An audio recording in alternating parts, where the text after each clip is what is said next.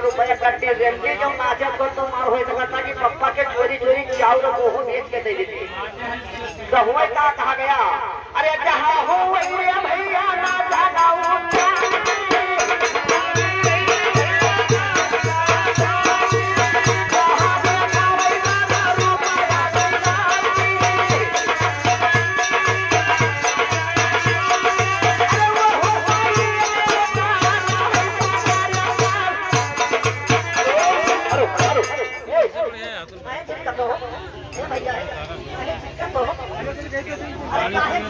गाड़ी लगा बस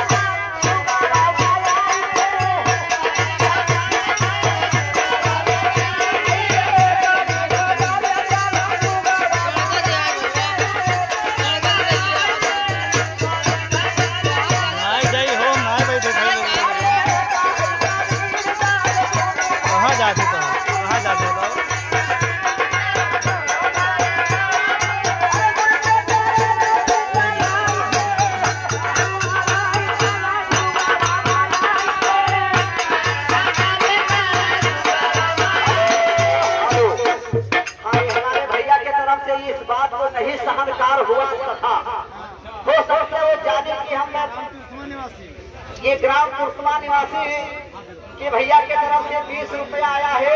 ये हमारे कमेटी लोगों को और ये हमारे सब कदर करते हुए सुनई बाबा को और उनको भगवान हमारे गोवर्धन महाराज को इसके बलन 20 लाख रुपया बोलते बोलते वाले बाबा की महाराज की गोवर्धन बाबा की।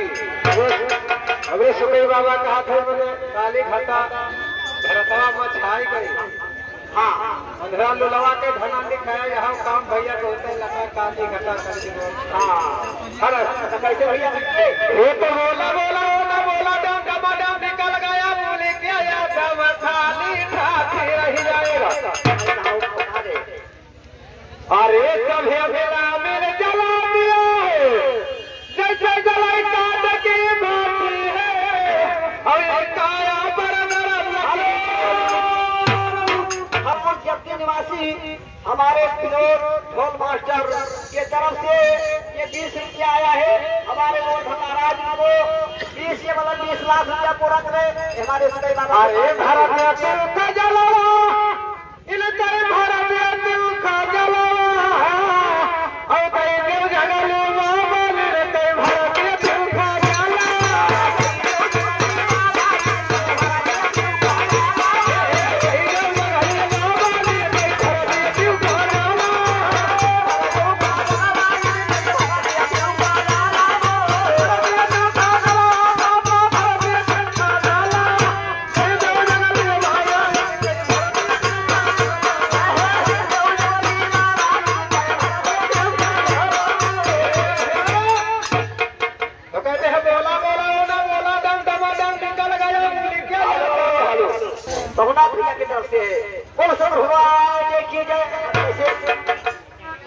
अरे तो बोला बोला ना बोला डांग निकल गया बोले क्या याद खाली ठाक रह जाएगा। अरे कभी बोला मेरे जला दिया है जैसे जलाई काट की माफी है और ये काया पर गरम कीजिए।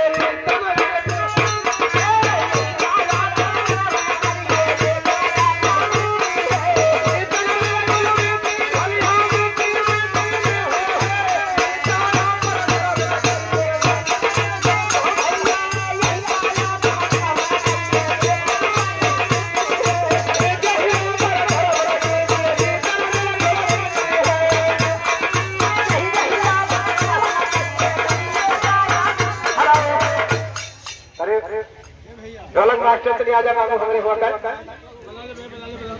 अरे आजा सही बात पचना सही बात तू जौल कहे समाज के अंदर अच्छा हेलो